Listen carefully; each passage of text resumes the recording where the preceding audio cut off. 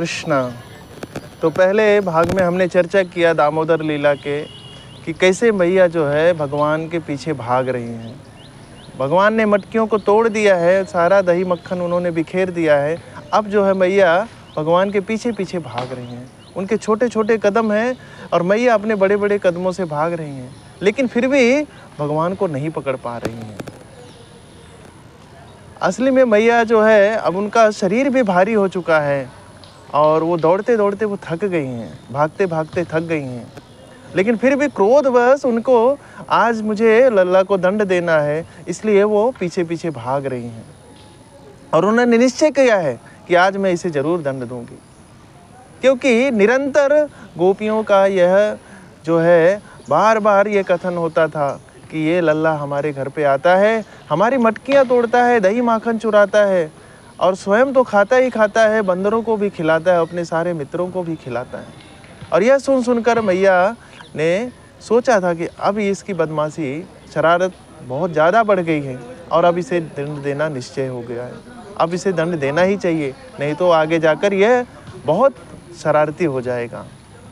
जैसे खास करके बच्चों का, जब बच्चे बचपन में ही माता पिता उनको सही तरीके से दंड नहीं देते तो आगे जाकर बच्चे जो है बिगड़ जाते हैं। इस प्रकार से मैया ने यही सोचा कि अगर अभी इसे दंड नहीं दिया गया तो आगे चलकर ये बहुत बिगड़ जाएगा। और क्रोधवश मैया पीछे पीछे भाग रही हैं और भगवान भी देख रहे हैं मैया मेरे पीछे पीछे भाग रही है। भगवान जो है वो रो रहे हैं, अपने दोनों हाथों से आँखों को मसल रहे हैं और मैया भी उनके पीछे पीछे भाग रही है।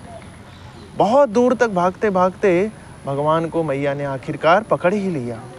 और यह दृश्य स्वर्ग में सभी देख रहे हैं।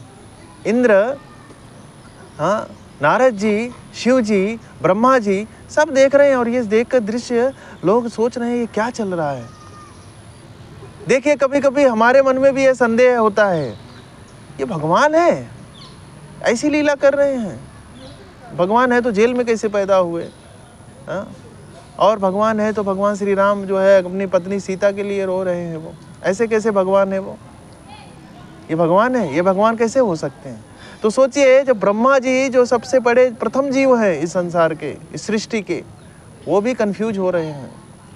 शिव जी भी सोचकर संदेह में पड़ रहे हैं ये क्या चल रहा है। नारद जी इतने महान भक्त हैं, वो भी ये संदेह में पड़ रहे हैं क्या चल रहा है।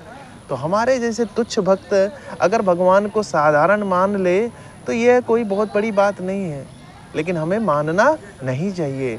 भगवान दिव्य है, ये अपनी लीला के द्वारा हमको कुछ संदेश देना चाहते हैं, भक्तों को उसका कुछ रस का आस्वादन प्रदान करना चाहते हैं। इस प्रकार से अंततोगत्वा माता ने लल्ला को पकड़ लिया और उन्होंने निश्चय किया कि आज मैं इसे बांध के रहूंगी। और उन्होंने वहाँ पर ऊखल के पास लल्ला को रस्सी से बांधने लगी। रस्सी बांधते बांधते 2 उंगली छोटी पड़ने लगी और इस प्रकार से सारे गोपियां आकर देख रही हैं दृश्य की मैया क्या कर रही हैं।